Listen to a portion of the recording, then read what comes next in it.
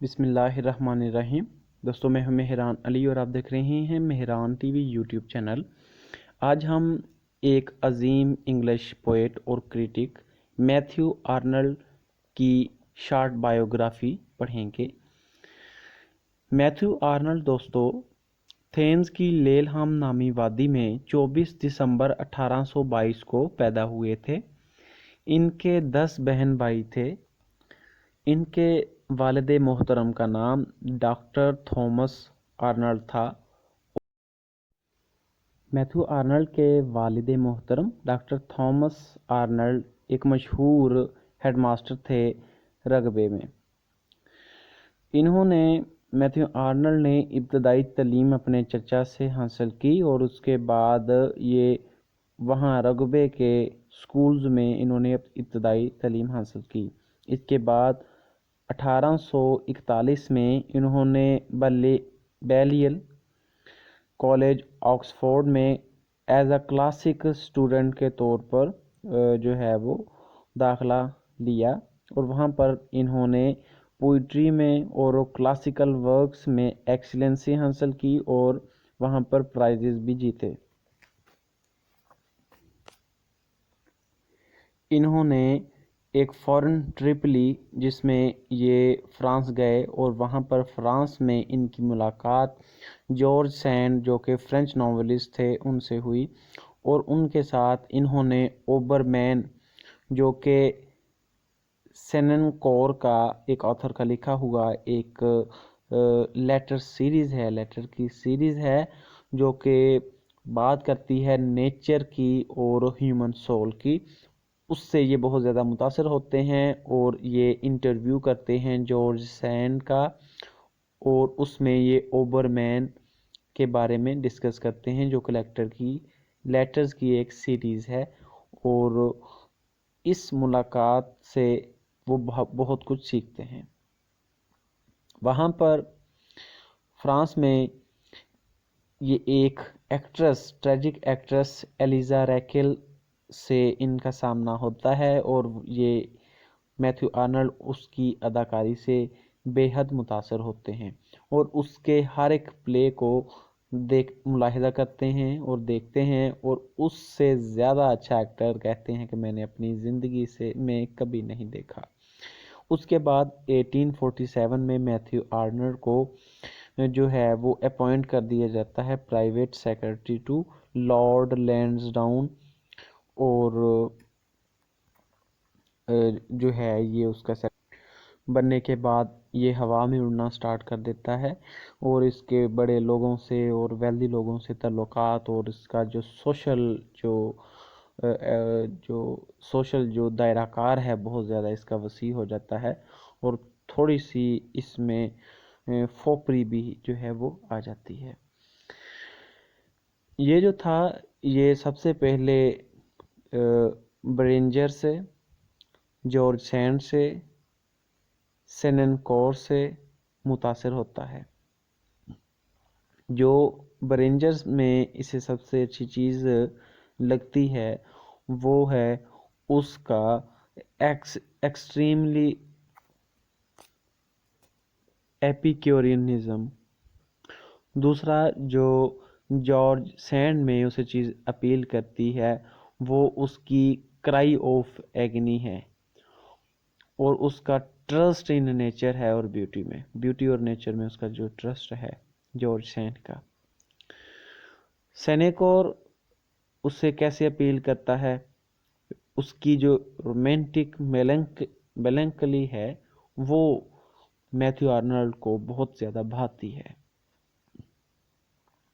इसके अलावा वो वर्ड्सवर्थ से भी बेहद मुतासर होता है। वर्ड्सवर्थ की जो हीलिंग पावर है और उसकी जो एबिलिटी है इंसान को bring back into contact with natural things, और इसके अलावा ये गोइटे से बेहद मुतासर होता है।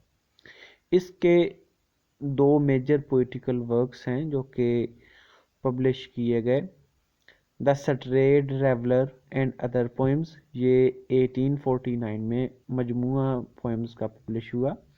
इसके बाद एपिडोक्लेस ऑन एंटा एंड अदर पोएम्स 1852 में इसकी पोएम्स का दूसरा मजमूआ पब्लिश हुआ था।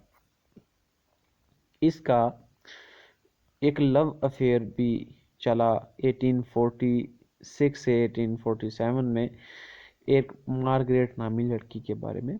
इसके बारे में कोई ज़्यादा इंफॉर्मेशन ट्रूली जो है वो नहीं है। इसकी पोएम्स जो 1849 में पोएम्स का मजमूआ पब्लिश हुआ था, उन पोएम्स में से जो है वो इस मार्गरेट नामी ब्लू आइज गर्ल के बारे में हमें मालूमात मिलती हैं।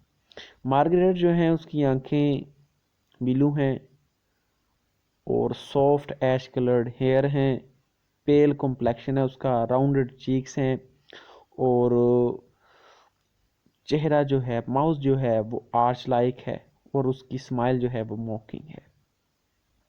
इसका तल्लुक फ्रेंच से था, फ्रांस से था। शी वॉज फ्रेंच और उसमें जो चीज़ अपील करती थी इसे, वो थी उसकी unconquered joy which please this man. जो मार्गरेट को मैथ्यू आर्नल्ड की चीज़ अच्छी लगती थी वो इसकी एलिजेंस थी और इसका अपेरेंट कंपोजर था। दूसरे नंबर पर इसके अलावा ये एक नहीं हो सकते और ना एक हो पाए।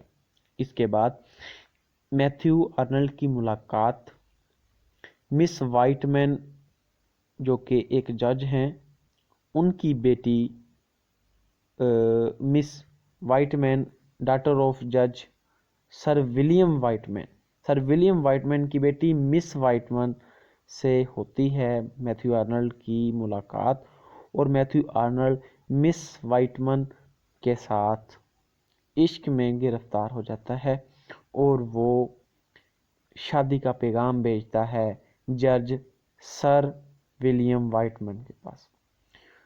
सर विलियम वाइटमैन कहते हैं कि भाई आप एक प्राइवेट सेक्रेटरी हो लॉर्ड लैंसडाउन के, आप जो है वो एक स्कॉलरशिप पे जो है वो इधर उधर घूमते हो, वो स्कॉलरशिप भी तब ख़त्म हो जाएगी जब आपकी शादी हो जाएगी, तो मैं अपनी बेटी का रिश्ता आपसे नहीं कर सकता।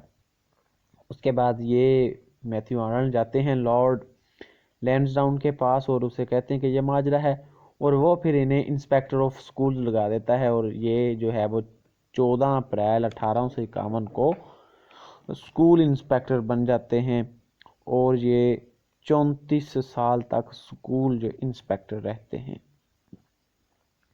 इस जॉब के होने के बाद जब ये फाइनेंशियल तौर पर काफ़ी ज़्यादा स्टेबल हो जाते हैं मैथ्यू आर्नल्ड साहब, तो इनकी जो मैरिज है वो जून 1851 में जो है वो तय पाती है, हो जाती है और हनीमून जो है इनका जो है ये अपने हनीमून मनाने के लिए फ्रांस, स्विट्ज़रलैंड और इटली जाते हैं।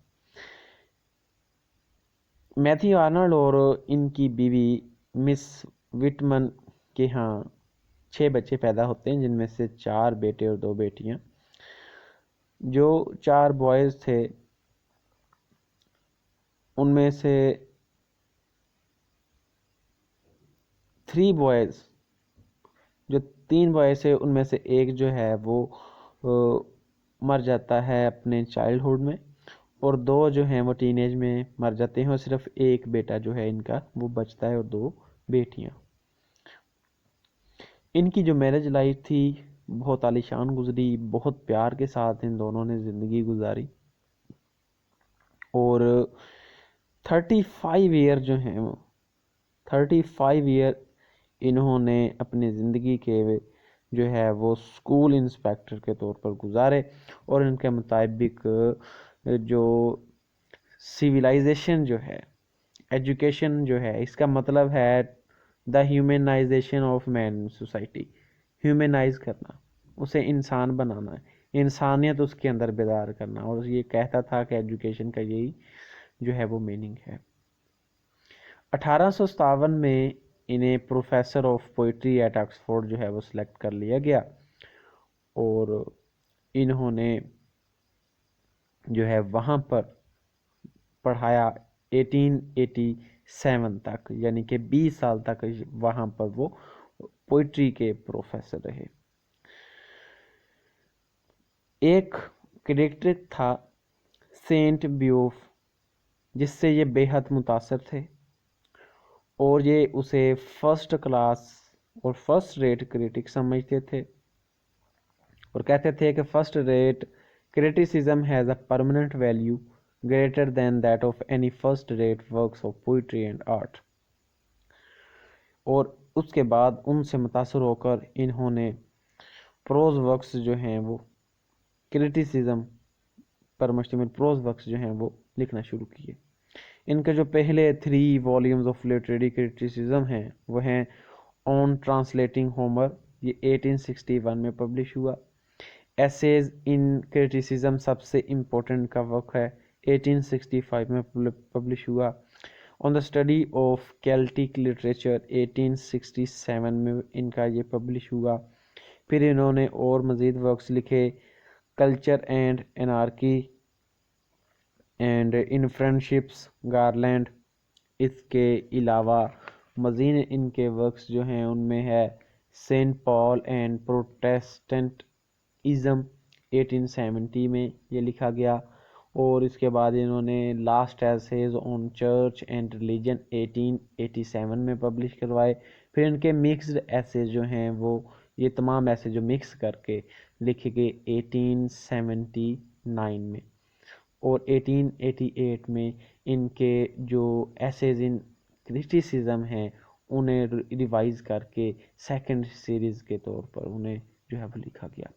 और 1888 में अचानक से सडनली लिवरपूल के मुकाम पर मैथ्यू आर्नल्ड की डेथ हो जाती है।